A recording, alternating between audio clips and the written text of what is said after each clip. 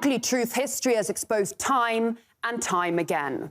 All men are created equal, but some are more equal than others, because only some deserve life, only some deserve justice, and only some deserve your tears. They're destroying critical infrastructure, which provides millions of people across Ukraine with drinking water, gas to keep them from freezing to death, and electricity. Civilian buses, cars, even ambulances have been shelled. We can never let the crimes Russia's committing become our new normal. Bombing schools and hospitals and apartment buildings to rubble is not normal. We stand strongly for the proposition that Israel has not only the right but the obligation to defend itself and to do everything possible to make sure that this October 7th can never happen again. It's hard to look at what he's doing in Ukraine, what his forces are doing in Ukraine, and think that any ethical, moral individual could justify that.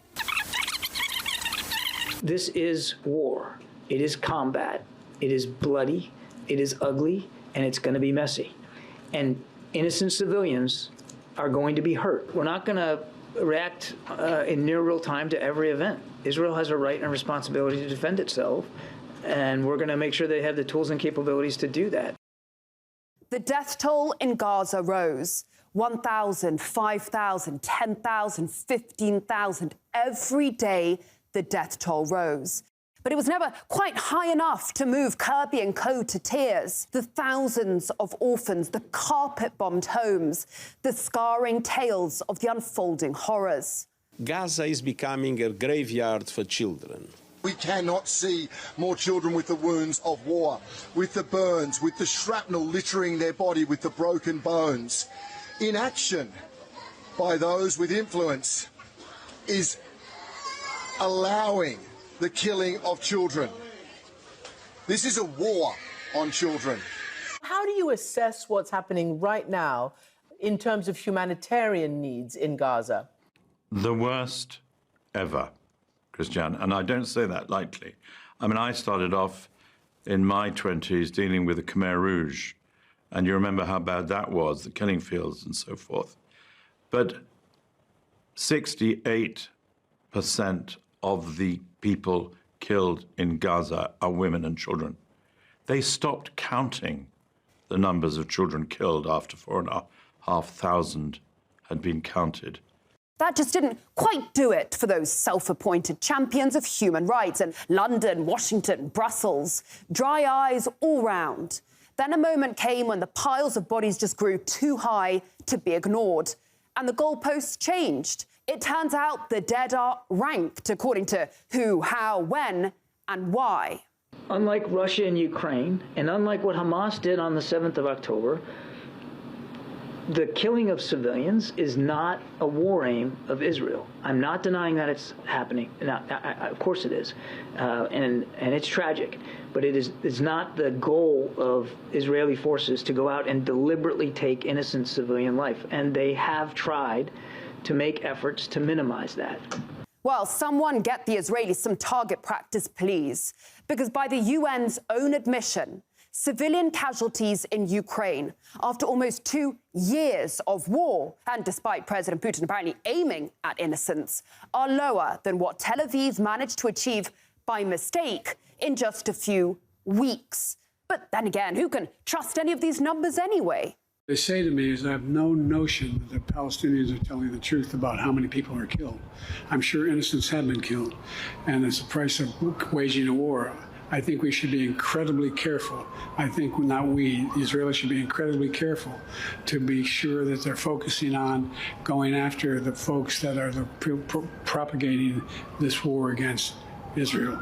And it's against their interests when that doesn't happen. But I have no confidence in the number that the Palestinians are using. So it wasn't enough that Gazans were stripped of dignity in life, caged in a sliver of land just 25 miles long and 5 miles wide. They were then even stripped of the dignity to die. The callous second-ratedness with which Western politicians have, by and large, treated the Palestinians is now undeniable. Remember Ursula von der Leyen preaching about the crime of targeting civilian infrastructure?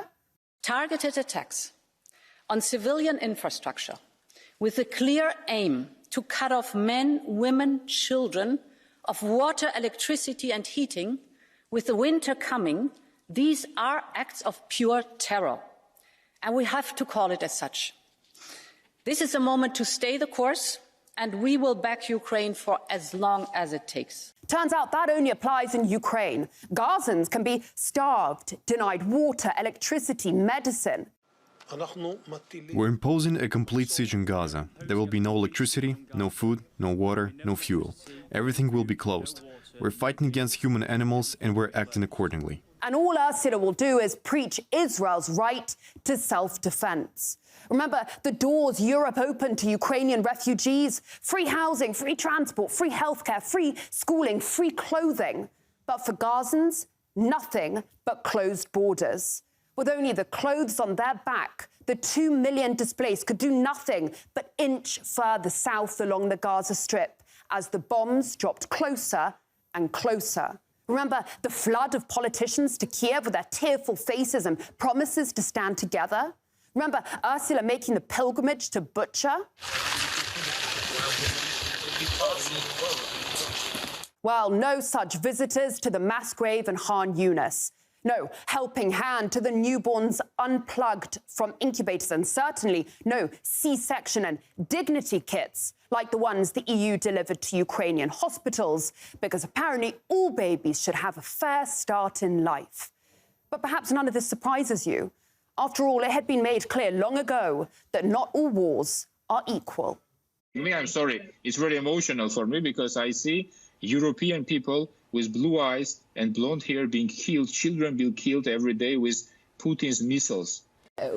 Now the unthinkable has happened to them. And this is not a developing third world nation. This is Europe. Remorse and the royal treatment are reserved for an elite few who have the right look, it seems. Palestinians just don't have the right look. Neither did the 300,000 Iraqis, the 50,000 Afghanis, the 380,000 Yemenis. But again, perhaps none of this surprises you.